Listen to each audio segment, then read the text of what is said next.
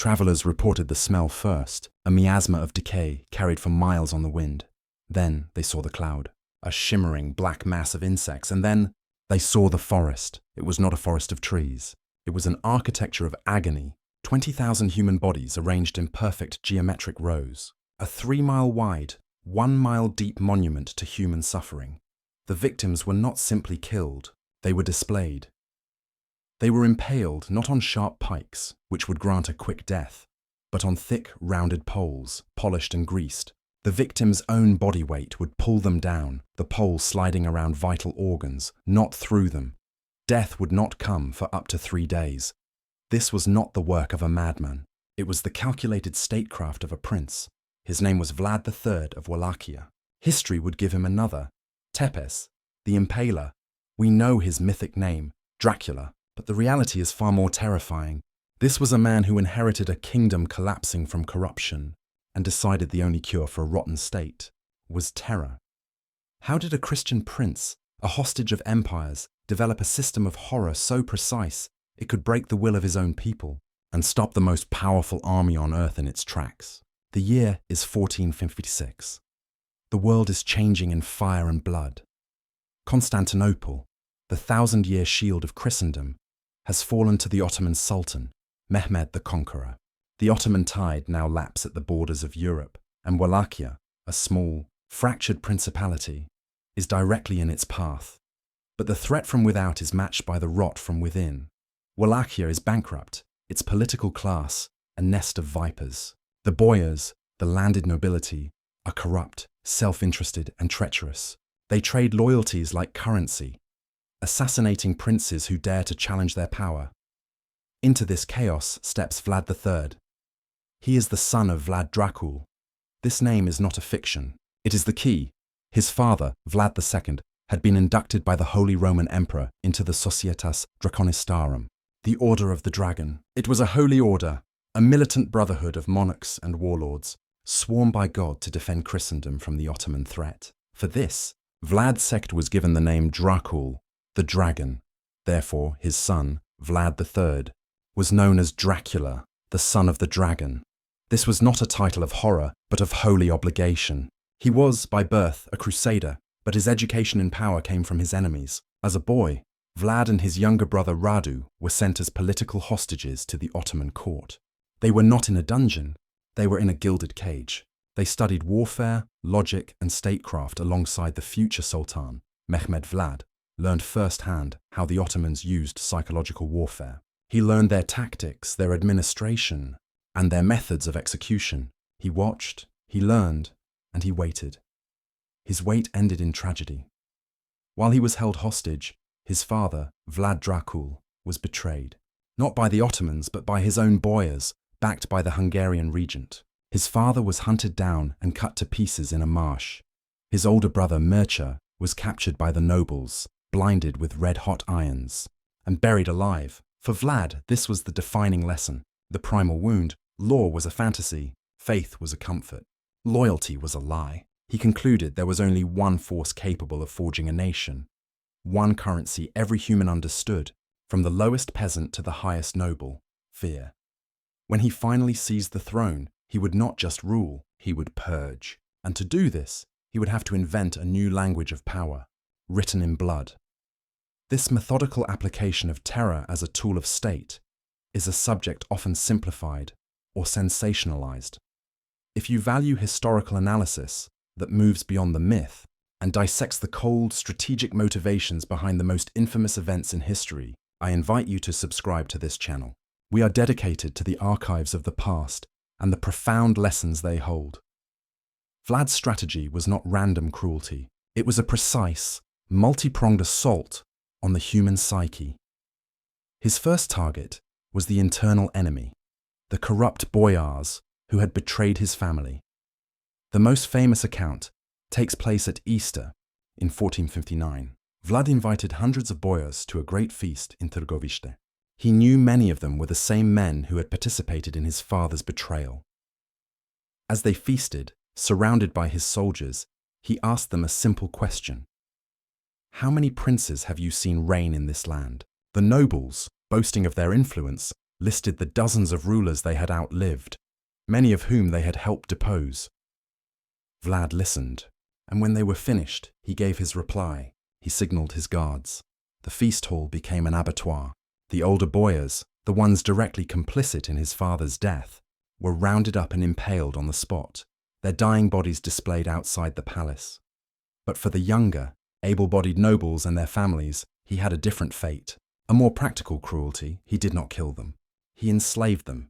He marched them, still in their fine Easter clothes, 50 miles through the mountains to the ruins of an old cliff-top fortress. He told them to rebuild it.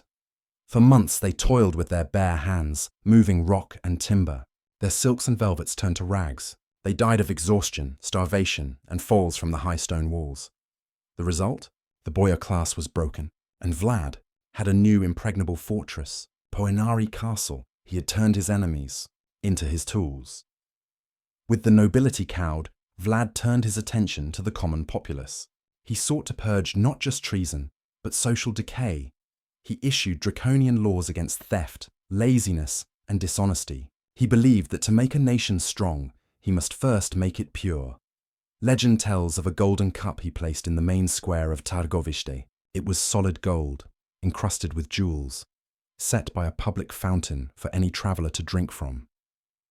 For the whole of his reign, the cup was never touched. This was the effect of his terror, but the cause was brutal. In another account, he rounded up all the sick, the poor, the vagrants, and the beggars of his capital, telling them he was holding a great feast to lessen their burden. He gathered them in a large wooden hall, fed them, and, as they ate, he had the doors barred from the outside and the building set on fire. He reportedly told his chroniclers that he had solved the problem of the poor, so they would no longer be a burden on the working men.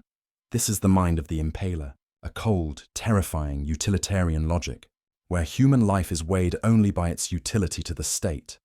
Only after purifying his kingdom from within did he turn to the external threat, the Ottoman Empire.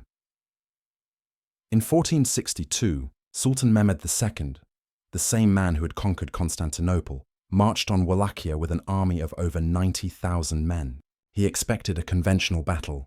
He was not prepared for Vlad.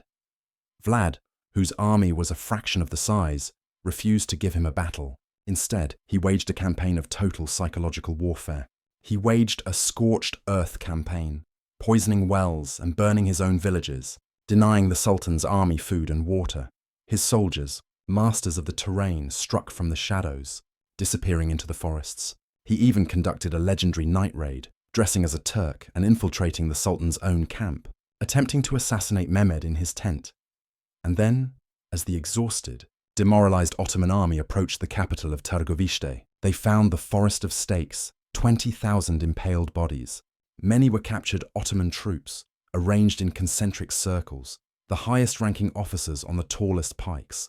The effect was absolute. The Sultan's war-hardened veterans, men who had seen the fall of Constantinople, were physically ill.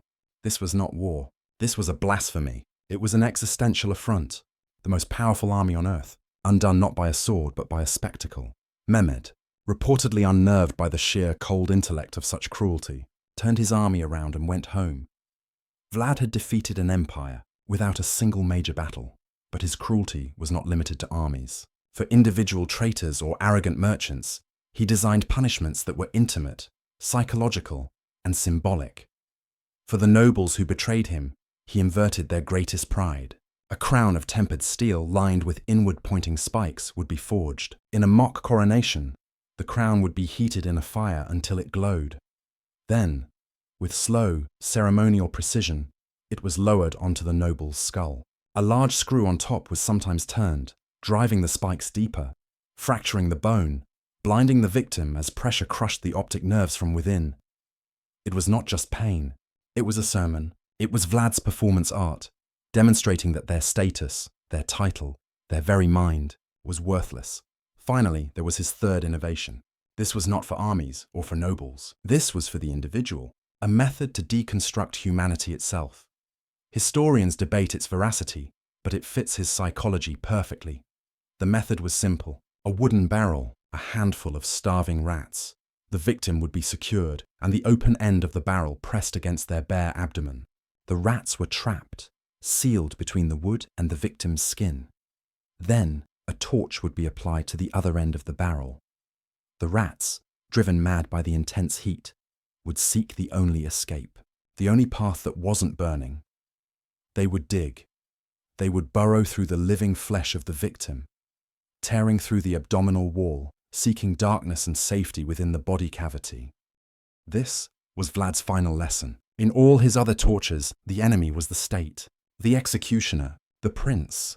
In this one, the enemy was nature. He proved that under enough pressure, civilization is a veneer, that the human body is just a wall of flesh, one that a desperate animal can chew through in minutes. Did this brutal policy work? For a time, yes, corruption vanished. The boyars, terrified into submission, became instruments of his will. The Ottomans kept their distance. The Golden Cup remained untouched. He had forged a state built on perfect, absolute fear. But a state built on terror is inherently unstable. It has no foundation beyond the life of one man. Vlad's enemies were everywhere. His brutal, independent tactics had made him a liability. He was eventually betrayed, not by the Ottomans, but by his supposed Christian ally, Matthias Corvinus of Hungary, who imprisoned him for 12 long years. He would fight to regain his throne for a third and final time, but his reign lasted mere months. In 1476, he was killed in a small skirmish, likely ambushed and betrayed by his own troops. His head was cut off, preserved in honey, and sent to Sultan Mehmed in Constantinople as proof that the Impaler was finally dead.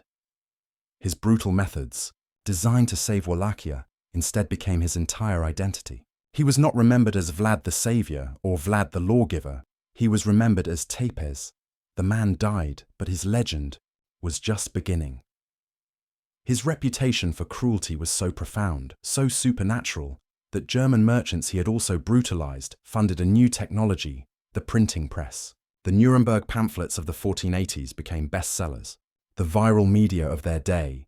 They mass-produced stories of him, describing him as a blood-drinking monster who dining amongst his impaled victims, who boiled his enemies alive, who feasted on roasted babies. The historical man was replaced by a folk-tale demon.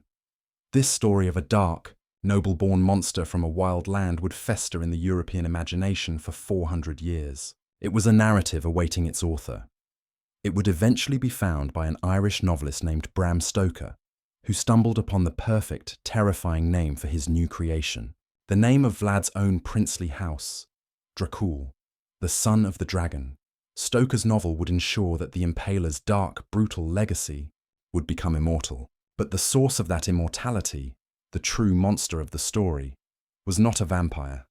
It was a man who believed the only way to save humanity was to deconstruct it.